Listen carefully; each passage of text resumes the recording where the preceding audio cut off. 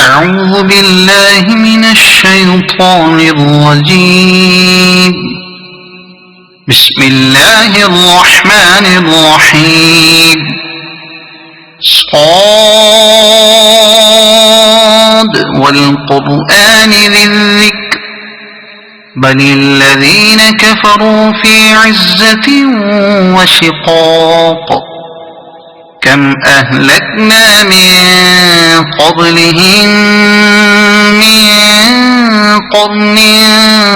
فنادوا ولا تحين مناص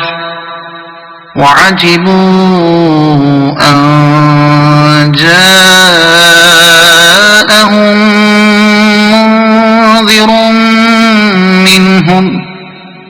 وقال الكافرون هذا ساحر كذاب أجعل الآلهة إلها واحدا إن هذا لشيء عجاب. وانطلق الملأ منهم أن امشوا واصبروا على آلهتكم إن هذا لشيء يراد ما سمعنا بهذا في الملة الآخرة إن هذا إلا اختلاق أأنزل عليه الذكر من بيننا بل هم في شك من ذكري بل لما يذوقوا عذاب أم عندهم خزائن رحمة ربك العزيز الوهاب أم لهم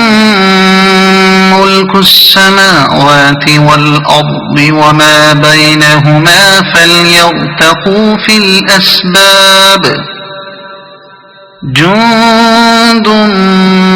ما هنالك مهزوم من الأحزاب كذبت قبلهم قوم نوح وعاد وفرعون ذو الأوتاد وثمود وقوم لوط وأصحاب الأيكة أولئك الأحزاب إن كل إلا كذب الرسل فحق عقاب وما ينظر هؤلاء إلا صيحة واحدة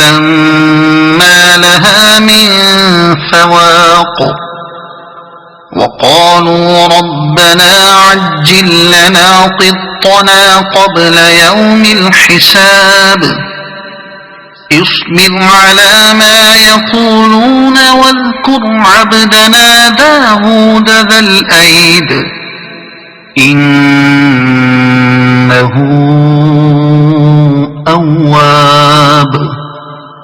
إنا سخرنا الجبال معه يسبحن بالعشي والإشراق والطير محشورة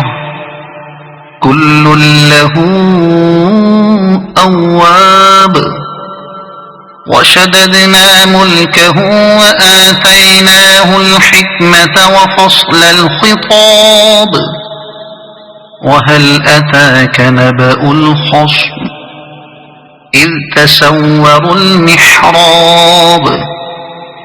إذ دخلوا على داود ففزع منهم قالوا لا تخف خصمان بغى بعضنا على بعض فاحكم بيننا بالحق ولا تشطط واهدنا إلى سواء الصراط إن هذا أخي له 99 نعجة ولي نعجة واحدة فقال أكفلنيها وعزني في الخطاب قال لقد ظلمك بسؤال نعجتك إلى نعاجه وإن كثيرا من الخلطاء ليبغي بعضهم على بعض إلا الذين آمنوا وعملوا الصالحات وقليل ما هم وظن داود أنما فتناه فاستغفر ربه وخر راكعا وأناب فغفرنا له ذلك وإن له عندنا لزلفى وحسن مآب يا داود إنا جعلناك خليفة في الأرض فاحكم بين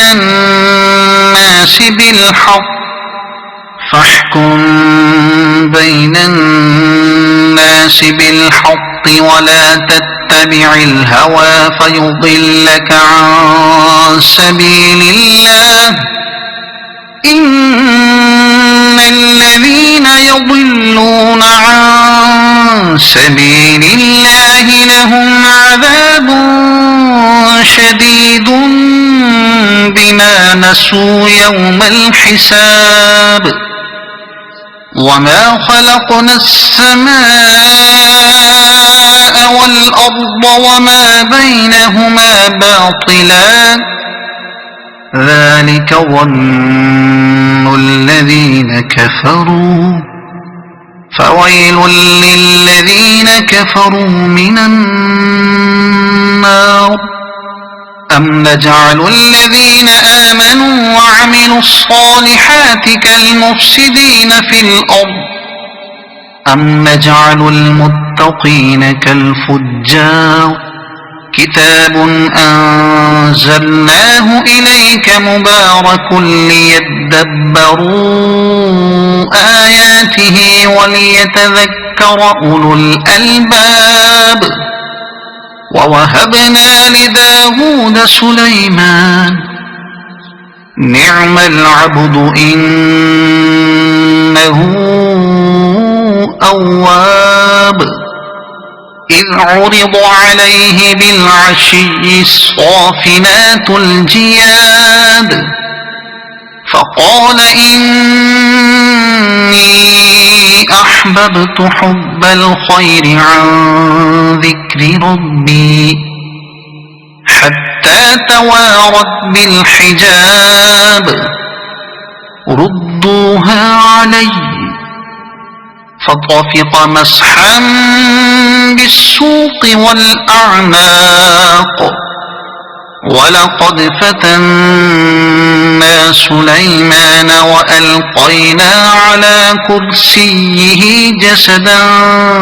ثم أناب قال رب اغفر لي وهب لي ملكا لا ينبغي لأحد من بعدي إنك أنت الوهاب فسخرنا له الريح تجري بأمره رخاء حيث أصاب والشياطين كل بناء وغواص وآخرين مقرنين في الأصفاد هذا عطاؤنا فامنن أو أمسك بغير حساب وإن له عندنا لزلفى وحسن مآب واذكر عبدنا أيوب إذ نادى ربه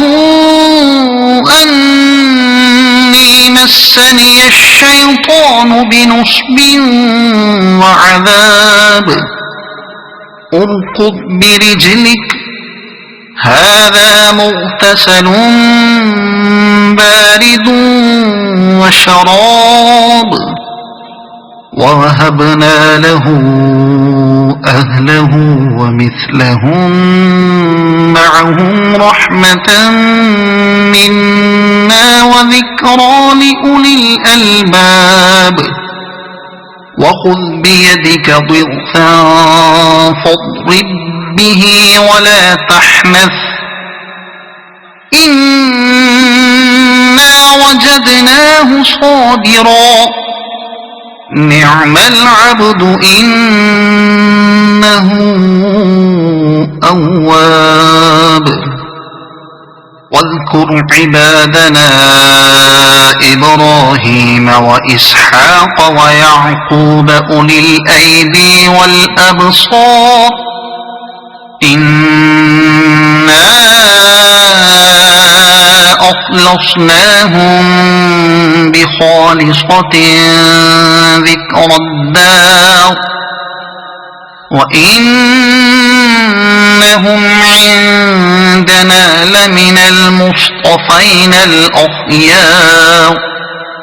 واذكر إسماعيل واليسع وذا الكفل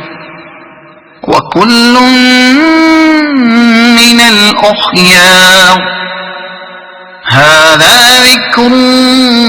وإن للمتقين لحسن مآب جنات عدن مفتحة لهم الأبواب متكئين فيها يدعون فيها بفاكهة كثيرة وشراب وعندهم قاصرات الطرف أتراب هذا ما توعدون ليوم الحساب إن هذا لرزقنا ما له من نفاد هذا وإن للطاغين لشر مآب جهنم يصلونها فبئس المهاد هذا فليذوقوه حميم وغساق وآخر من شكله أزواج هذا فوج مقتحم معكم لا مرحبا بهم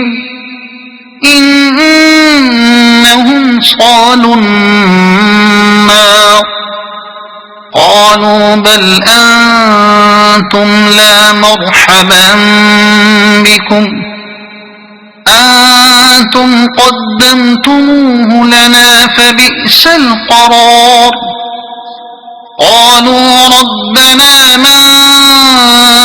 قدم لنا هذا فزده عذابا ضعفا في النار وقالوا ما لنا لا نرى رجالا كنا نعدهم من الأشرار اتخذناهم سخريا أم زاغت عنهم الأبصار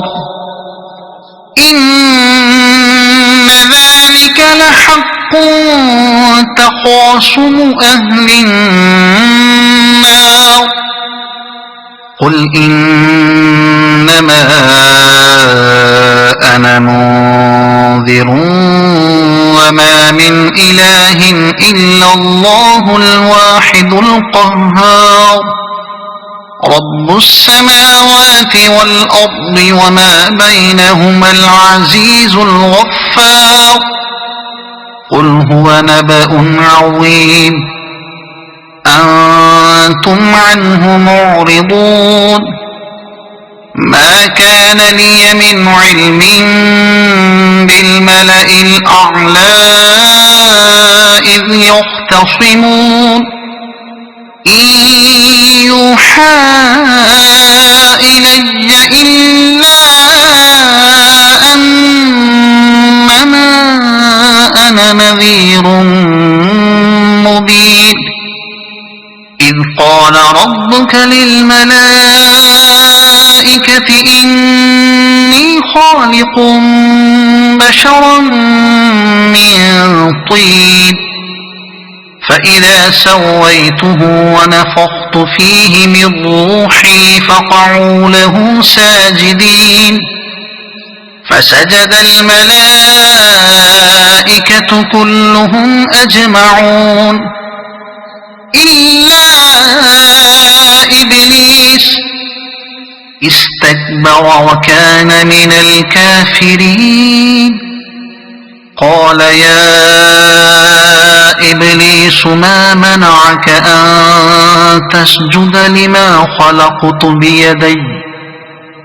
أستكبرت أم كنت من العالين قال أنا خير منه خلقتني من نار وخلقته من طين قال فاخرج منها فإنك رجيم وإن عليك لعنتي إلى يوم الدين قال رب فأنظرني إلى يوم يبعثون قال فإنك من المنظرين إلى يوم الوقت المعلوم قال فبعزتك لأغوينهم أجمعين إلا عبادك منهم المخلصين قال فالحق والحق أقول لأملأن جهنم منك ومن تبعك منهم أجمعين قل ما أسألكم عليه من أجر وما أنا من المتكلفين إن هو إلا ذكر للعالمين ولتعلمن نبأه بعد حين صدق الله العظيم.